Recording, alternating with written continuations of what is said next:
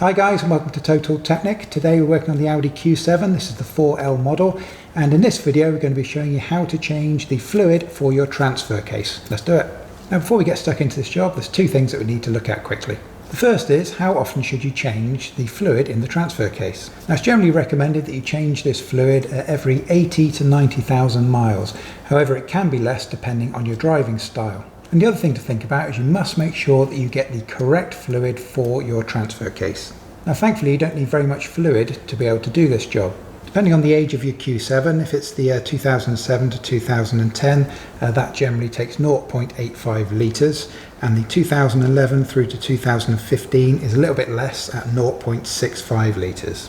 So you should only need a 1 litre bottle to get this job done. Speaking of which, you do need to make sure that you get the correct fluid for your transfer case. And as you may have guessed, because the capacity is different on the older and newer Q7s, then also that fluid is different as well. So there is a different specification of fluid for the 2007 through to 2010 compared to the 2011 through to 2015. And what we'll do is we'll put the official Audi VW part number for both of those on the screen for you, so you've got something to cross-reference. So your best bet, because you only need a small quantity, may be to go to an official Audi or VW dealer and pick up 1 litre of the official fluid. However, in our case we did find that the genuine fluid was excessively expensive. So in our video we'll be using an alternative to the genuine fluid. And your best bet, if you're not going to be using the genuine fluid, is to go onto the website for the manufacturer's fluid that you wish to use and use their search tool. They normally have an oil finder tool, and look down and search through the options for your specific vehicle, what they recommend for the transfer case. And in our particular case, we're using this product today, which is the Valvoline product. This is DCT dual clutch transmission ATF fluid, and this is what Valvoline recommend for this particular vehicle. And of course this type of fluid is available from multiple different manufacturers. And to make life easy for you, what we'll do is we'll add some Amazon links into the video description below for compatible fluids for both the older and the newer Q7s. So if you're looking to buy some of this fluid, please do help support us and go down and click those links in the video description below. Now as you see, when we progress through this video, the actual process for changing this fluid is fairly simple. Now the hardest part of this job can sometimes be getting the access that you need to these plugs. Now thankfully on the Audi Q7 it's a fairly large SUV, and so you should have enough space to crawl underneath and just about have enough access to get to these. And of course if you do have the air suspension system fitted to your particular Q7, then be sure to put that on the maximum height before you start, because that's going to give you an extra 2 or 3 inches. If you do find that you can't access this and you're going to have to jack the car up, there's one very important thing that you need to remember, and that's this system right here relies on gravity. So if you are lifting up your car, you can't just, for example, jack up the front of the car, because then that's going to throw the gravity completely off. For this job you need to keep the car as level as possible. So of course that means that can be a little bit trickier if you are lifting the car. You may have to put it on 4 axle stands, because you can't just lift the front or lift the back. The whole thing needs to be lifted evenly. And often lifting the car evenly without a ramp using 4 axle stands or something like that can be more complicated than actually doing the fluid change itself. So if you can get the access without lifting the car, it's going to make this job a lot easier. But whatever way you decide to do it, please make sure you work safely. Okay, so a quick explanation of how this works. This is a really simple system. What we have here is 2 plugs. These are located towards the rear of the transfer case. This is the back of the vehicle in this direction here, and we've got one here right down at the bottom, and you've got another one here a little bit higher up. And the way that they work is when you remove this one, obviously that will drain the fluid that's in there, will come down, and then what you do is you put that one back in, and then you're going to fill it up through this hole here, and you fill that fluid level back up until it starts to come out of that hole. It's as simple as that. And this of course is why it's so important that the car must be level, because as I mentioned before, to be able to do that process properly, it's 100% reliant on gravity, so the car must be nice and level. So first thing we need to do is looking at draining out the old fluid. Now if possible, it's a good idea to take your car for a quick 5-minute drive, just to get the fluid nice and warm. That will give you a slightly better drain. It's not essential, it's completely optional, but if it is warm, sometimes you can get it a slightly smoother and quicker drain. So the first thing that you think is, okay, let's get this fluid drained. I'm going to take out the lower of my 2 plugs, and that will allow the fluid to come out. You should never ever touch the drain plug until you've made sure that the fill plug can definitely be removed. The reason being is if you remove this lower one, let all of the fluid out, and then you come up to here and something goes wrong with this, maybe it rounds off, maybe it's stuck in there, rusted, corroded, and you can't get that out, then you've got no way of putting that fluid back in, and so you've got no way of driving your vehicle. So it's going to have to be towed to a dealer or a garage. So that can turn into an absolute nightmare. So all you got to do is make sure before you ever touch the lower one, make sure that this one can definitely be removed first.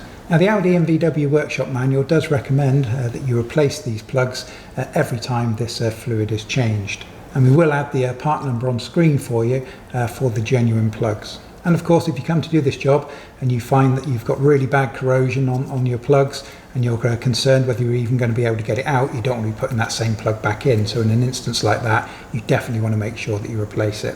But generally speaking, it doesn't really need to be replaced every time, and most people in real life tend to reuse the old plugs. So it's always a good idea on these plugs to just give them a bit of a clean out, so you've got some kind of mud or dirt in there. And what I want to do is just give them, I'm just using a metal hook tool here, just give it a bit of a clean out on the inside like that. The reason being is when I put the hex bit inside there, I want to make sure that that goes in as deep as possible.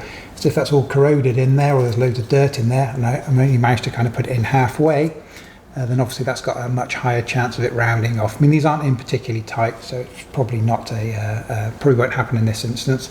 But as a good kind of a general rule of thumb, always try and clean the middle of these out so you can get that bit in as deep as possible. Also, you tend to get these kind of little calcium-ish deposits around the outside. So it's often a good idea just to roll not very hard, you don't want to score it, just to knock that off using the hook tool again. I'm just going to use a little bit of penetration fluid just around the head here, just because we do have a little bit of scum that's built up. I'm using plus gas here, but there are things like liquid wrench, things like that. Even WD-40s are quite good at this. Just a little tiny bit on it like that can sometimes make the job a little bit easier. And so these plugs usually have a hex head on them. On this Audi Q7 here, they're at 8mm. Another little tip for you, these ones are pretty clean, so again it doesn't really apply here. But if yours have got a little bit of corrosion in them, and when you put it in, you can feel some resistance. If you give it a light tap, and you make sure that bit goes into the end of that plug as deep as possible. So again, if you do have corrosion in there, the last thing that you want is for you to start turning this and for it to round off. And so by ensuring that that bit's in as deep as possible, you're minimizing the possibility of that happening. So these are only torqued up to around 20 Newton meters. So even with a little bit of scum that we've got built up around the sides, these shouldn't be that tight. There you go. So again, you'll note, as I mentioned before, we're starting on the fill plug. We're not touching the drain plug at all at this stage.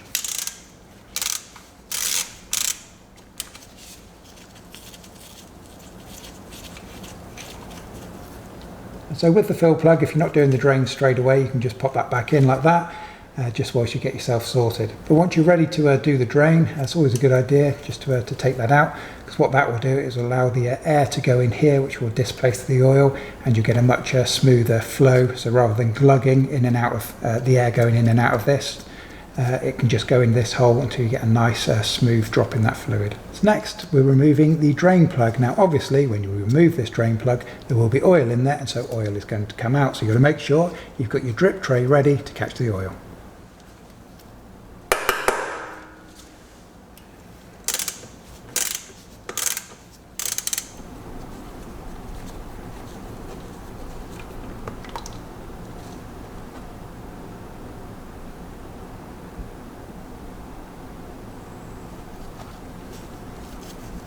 And because there's not a lot of fluid in here, obviously it's not going to take very long to drain.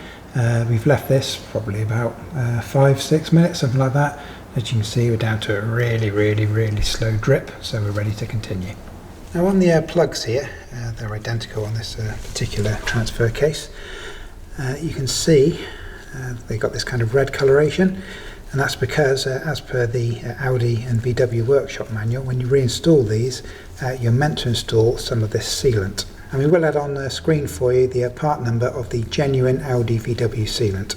However, of course, you don't need to use the genuine sealant. Any kind of suitable nut-lock type of product will do. So this is the product that we're going to be using. Ignore the brand. Hundreds of different companies make this kind of stuff. This particular brand does one that's called a nut-lock and another that's called a stud-lock. The nut-lock is the non-permanent and the stud-lock is the permanent. But different brands call them different things. For example, other brands I know, they call them both stud lock, but they do a non-permanent stud lock and a permanent stud lock. So whatever product it is that you use on here, you need to make sure it is the non-permanent type. If you use a permanent stud lock product, essentially that's like a glue. That's designed for something that's not going to be coming out again. So if you use a permanent product on this, you're really going to struggle to get it out, and you might not be able to. Whereas obviously a non-permanent product is designed to be opened again, which is at some point in the future. Obviously this will need to be removed again, so you need a non-permanent one. And all we want is a thin layer of it. We want to try and avoid getting it on the end here. So just a very thin bead of it. Trying to keep it on the, this is probably a little bit too much here. Spread this out rather than add more. There we go, just make sure you go all the way around with it, a nice thin layer. Notice I'm trying to keep it on kind of the rear half, if that makes any sense. Just trying to keep it away from the end there. That's plenty. I'm just going to clean this off, making sure that I don't put any of the little bits of dirt into the hole. Like that. Ready to install the plug. So now I've got my drain plug complete with my nut lock. Just going to tighten that in. So now you need to grab your torque wrench and make sure that you torque your drain plug up to the proper specification. On our Audi Q7 here, it is 20 Newton meters. And because we've got a bit of a nut lock just around the outside there, it's going to give that a real good clean. Because if there are any leaks during the fill process, I need to know straight away. So I want to get this as bone dry as I can. Now annoyingly, on the particular product that we have, which is this Valvoline, it just comes with a normal screw top, but ideally what you want is something that comes with one of these types of caps. This cap comes on typical kind of gear oils normally, but obviously not on ATF. Now thankfully these are usually interchangeable. Let's find out.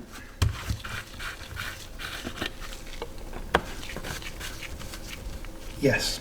So whenever you get one of these types of bottles, it's always worth keeping hold of at least the lid, because sometimes you'll get something like this, and obviously this is going to be really helpful for us to get the fluid into our transfer case. Now the alternative to this, if your bottle doesn't come with one of these types of lids and you haven't got one that you can steal off of another bottle, then you're going to have to use something like a funnel, which you may have to couple up with a piece of tubing to get the fluid into the hole. But if you can get one of these caps, these tend to make the job a lot easier. It's always a good idea to see what kind of access you have for the bottle here. As you see on this Q7, we've got this lovely kind of space up here, so we can get this bottle in quite easily.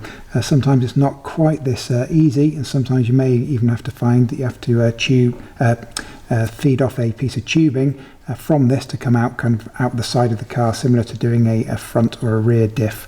If you need any help on that, you can check out our front or rear diff videos. We'll add links in the video description below.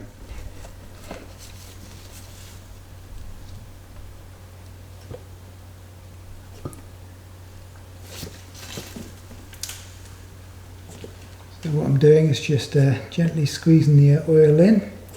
Should take a little over half of the container that I've got here. And what I'm looking for is we should get to a stage where we see the oil start to come back out of the hole.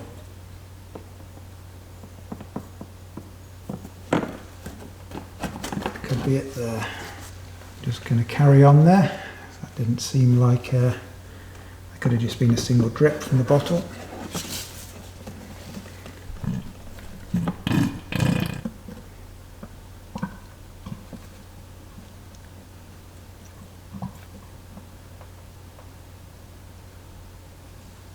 I'm just making sure, a little bit of a plastic tube here as well. I've lifted that up, just making sure all of that is definitely gone in. And when I pull this out, I should get quite a bit come back out. Yeah, look at that.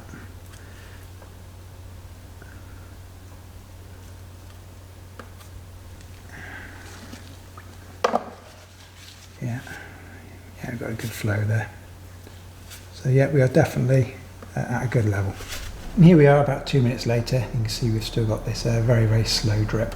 So I'm happy that we're definitely at the right level. I'm just going to give that a bit of a clean up. Obviously we can't stop this coming out completely. And remember, you want to put your nut lock onto the plug before this gets reinstalled.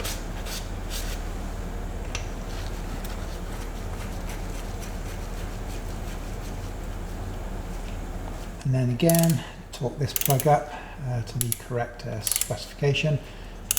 On our Audi Q7 here, it's the same as the other one, 20 Newton meters. And again, give this a nice clean up, get rid of any of that nut lock, and also get rid of any drips of the fluid. The reason being is it keeps the job tidy, but equally, or if not more importantly, if we do get any drips, you want to be able to spot them immediately, so you don't want to mistake an old drip or a drip that you had during the refill process. You don't want to think that that's a new drip when you come to check it.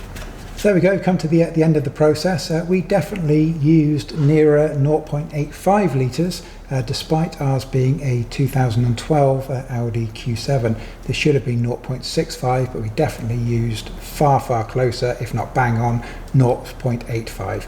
But either way, you should find it should take under 1 litre. So there we have it, we are essentially job done. Now what you want to do is, once you've given this car a quick test drive, is come back and just shine the torch under here and have a look, make sure that you're getting no leaks from these seals. Likewise, again, after a day or two, just shine your torch under there, make sure you've got no leaks so you're happy and you can sign the job off. And the only other thing you've got to do is make sure you get rid of the old fluid responsibly. Don't, whatever you do, pour it down the drain. Please take it to your local recycling centre. They always have a facility for recycling these types of oils. So that is it, we are job done. So we always ask, if this video has been helpful for you, can you please take 1 second out of your busy schedule just to be sure to hit that like button for us. Likewise, please consider subscribing. We've got loads more great DIY Audi and VW content waiting for you to check out on our YouTube channel. We appreciate it. We'll see you again.